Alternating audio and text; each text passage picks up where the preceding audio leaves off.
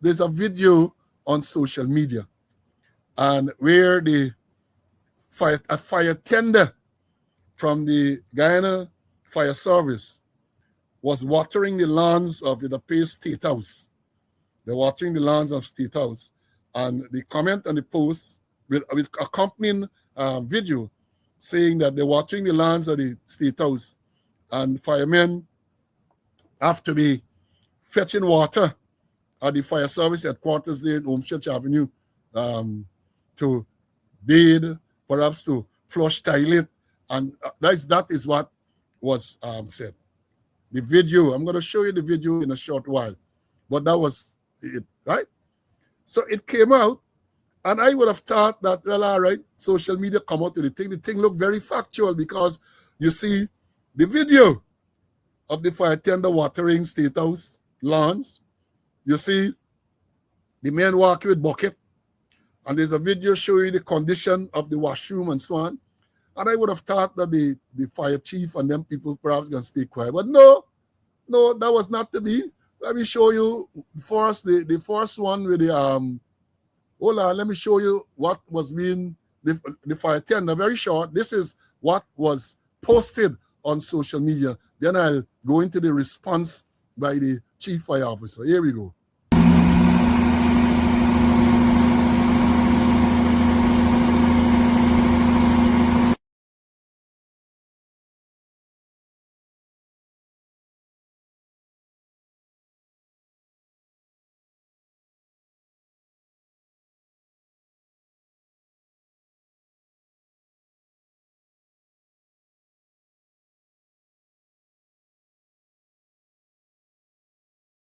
Well, a very short clip there, you saw the condition. First, fire tender there watering the lawns. Then you saw, I don't know, and let me say this, in this modern age and so on, that is our property. The State House is our property. But one would have thought in this modern age, you would just sprinkle and so on to keep the lawn up to date. But no, they got to send fire tender there to at least a bowser to sprinkle the water. And as I've said, one would have thought that a prudent person would have looked at it and let it pass. But no, the fire chief, the chief fire officer, Gregory, we come and think is his name, right? Came out with a statement sometime this morning. Listen to him. It's about 5 minutes. You got to really burn your belly for what you. It's very, what I believe to be, it's a pathetic response. But listen to it for yourself and come to your own conclusion. Here it goes. Today, I wish to address an issue made on a Facebook page as it relates to firefighter using buckets of water. I must first make it very clear that the administration of the Guyana Fire Service, and by extension, the Ministry of Home Affairs, pays great attention to the staff welfare, well-being, health and safety to ensure that we all have a good working environment. To the specific issue, I wish to make it abundantly clear that from the moment we began occupying this structure, our headquarters at Homestretch Avenue, we have encountered several deficiencies and several issues that over time we had to be fixing in order to ensure that our staff have a good working environment.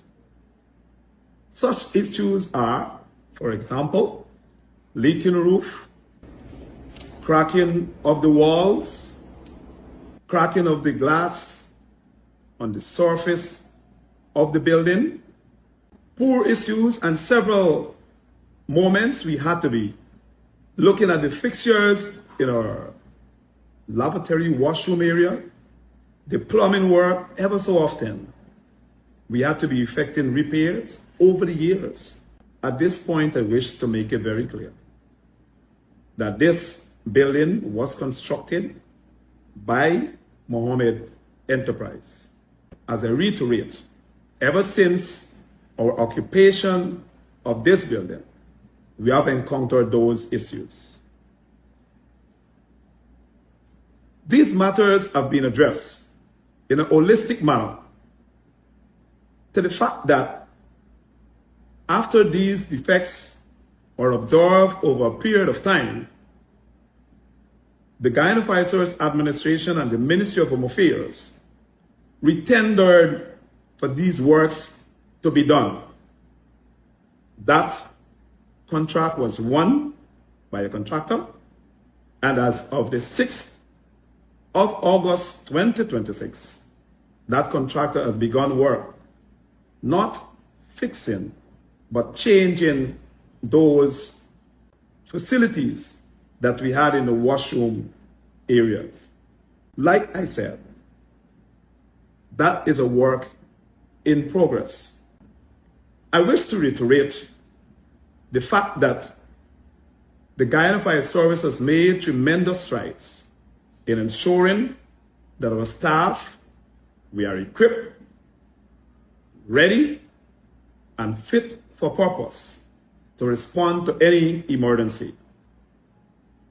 I therefore must let us all know that our staff, they are now being equipped with their personal protective equipment.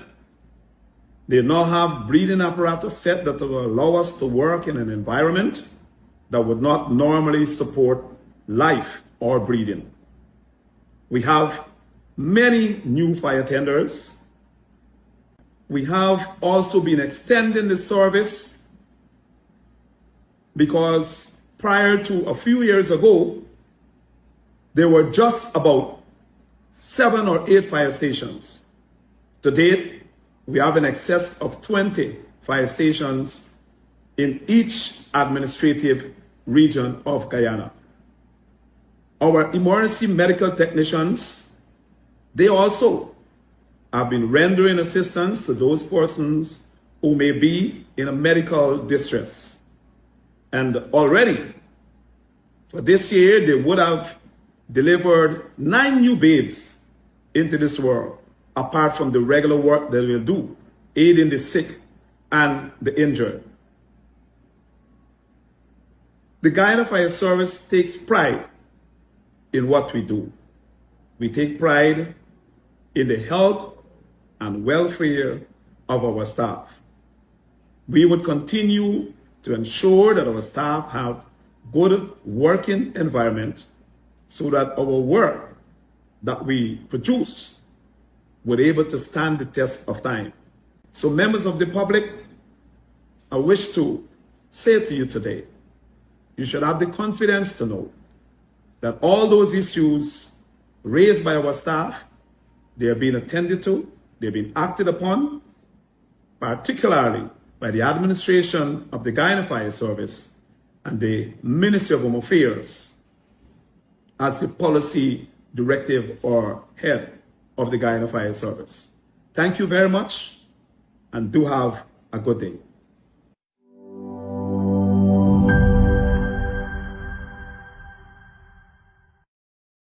Mr. Wickham, I cannot have a good day having listened to you. Pathetic. As one of my former officers, Squaddy Duncan, would have said pathetic. That response, pathetic. First of all, I don't know who prepared that for you to read. That Alton statement that you gave. It's pathetic. This is a man who has passed his age of retirement and maybe feels compelled to come out with this nonsensical statement. The people, you unaddress what the issue is there. You're blaming the contractor. Oh, Mohammed. You blame Mohammed because Mohammed is the person who built this place and they didn't do a good job. So the wall cracking, the toilet they done, deteriorating, and all kind of thing. How they get the contract? When did they get the contract? They get the contract when they did the body with the PPP. Let me understand it clearly. And all that you have done, as far as I'm concerned, you have perhaps inadvertently confirmed what we have been saying all along. that contracts were awarded to people who and get the qualification, who and get the track record for those contracts. And incidentally, in case you students want to know, that contract was awarded the estimate was 648 million Guyana dollars. 600, and somebody saying that the building is relatively new. Yes, that's about 3 years old. And let me read, because Mr. David Patterson, former minister, wrote something on social media. He says it has come full circle, and full circle indeed. So hear what he writes. Since the PPP returned to office, there have been hundreds of questionable contract awards. Some prime example would be Critic Pump Station and It's and Jams Primary School. When they talk about Critic Pump Station, we talk about the pump station at Bellevue that was awarded to Critic for almost $1 billion Guyana dollars. When we talk about the It's and Jam at the primary school on the Linden Suzaik Highway, some so-called entertainers, they bring a company called Statement, Kashif and Shanghai, Rolf Ferguson, and those stuff from It's and Jams. They got a contract to build a school shortly, months after this company was formed. Initially, $300 and something million.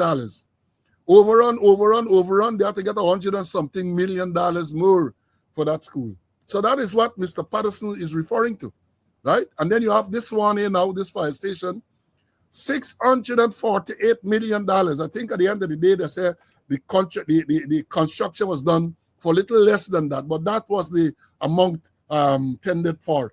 That was the amount quoted, $648 million. Then let me continue. The PPP default response has always been they won the bid via a public procurement process. So when you ask how these people get these contracts, that is what they say. Oh, they won the bid through public procurement process. The man in the street knows otherwise. These awards were meant to enrich the PPP friends, family, and favorites. That our procurement system has been compromised to the extent that companies with zero track record were awarded multi-billion-dollar contracts.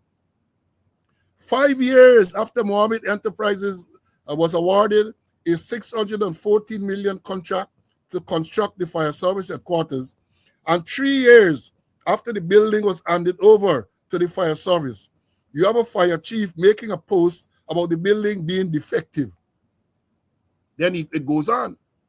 The fire chief personally conducted the final pre-handover walkthrough and structural inspection alongside engineers and contractors at the Church Avenue facility on March the 4th, 2023.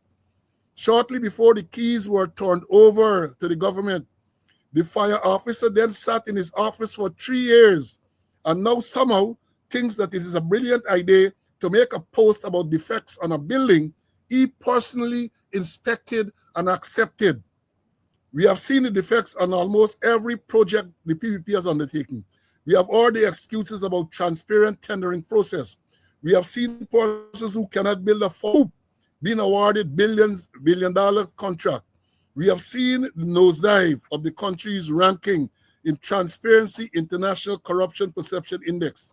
We have seen the president mega farm. We're still waiting for the tour that he promised.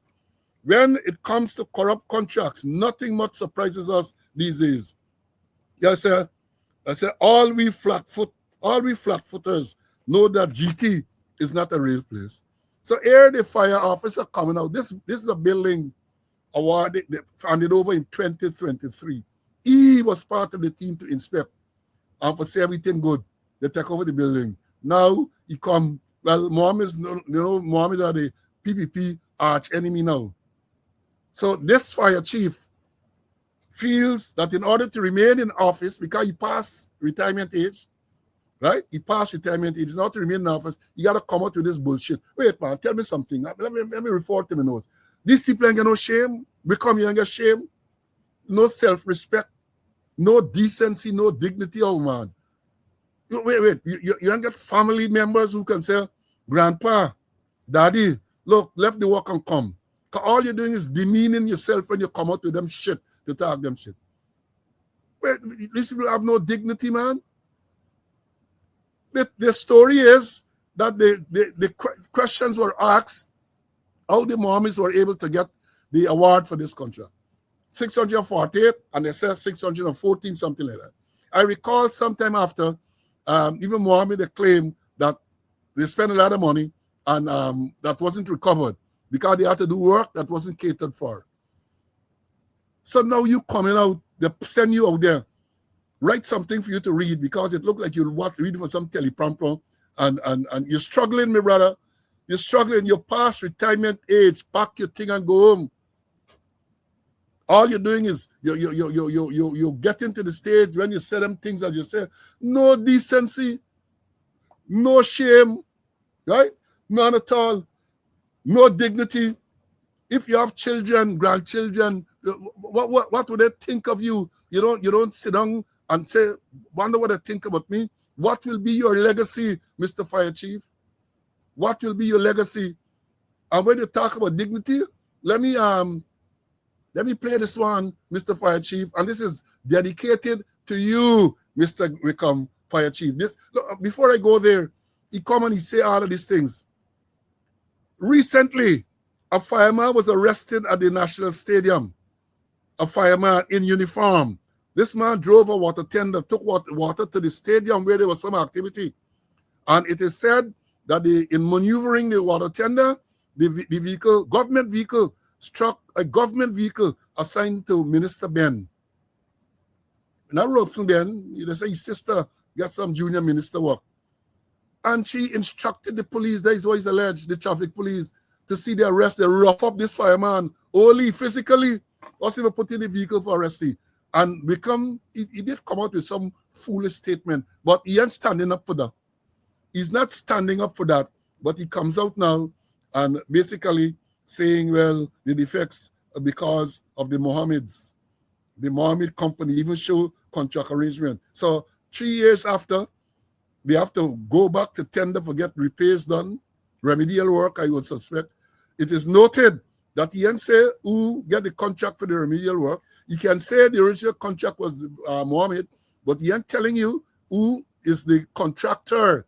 And I can bet my bottom dollar is another FFF get the contract. But Mr. Wickham, listen to this. Listen to this song.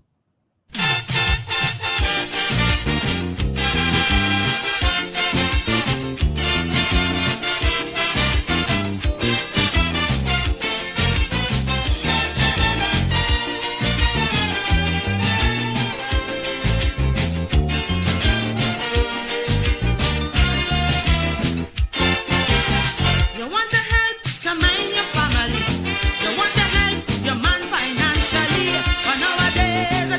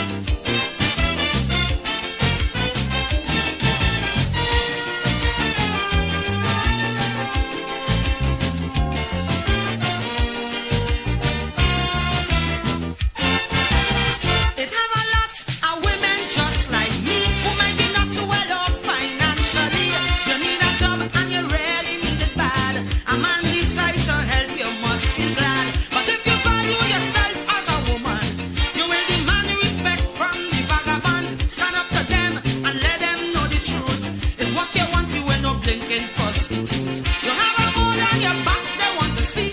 They want to see if you a man from your belly. They want to know how much man you had before, and if you're strong enough to take any more.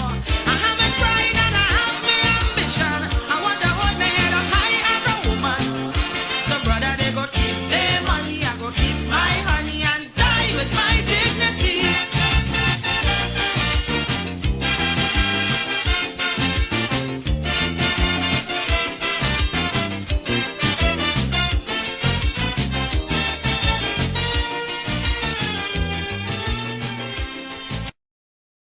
Yeah, Mr. Wickham, listen to singing Sandra. Oh, die with your dignity, man.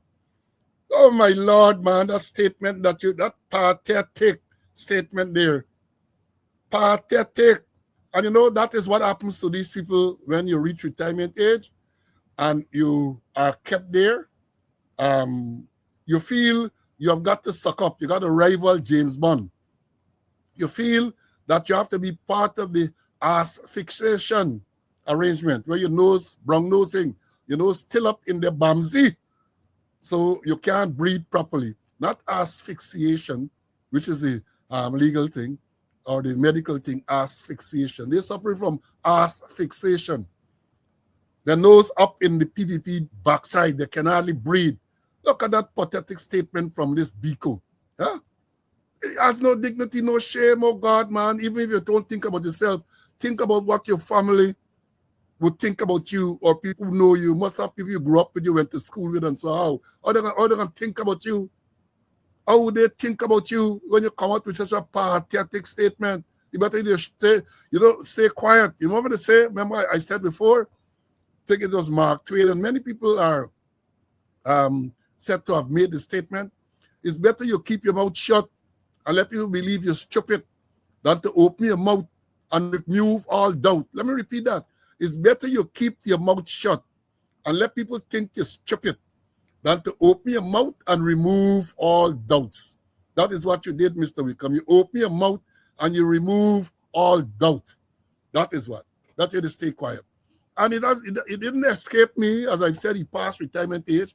And you know, interestingly, I noted Wickham at Fire past retirement age, I keep in there. So you have a dance and do them stripplace talk, them balderdash that you gonna talk there.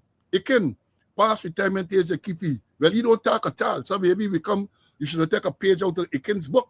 Keep your mouth shut. Sound of silence. Right? So he passed retirement age, he up on the string. So therefore, he not say nothing.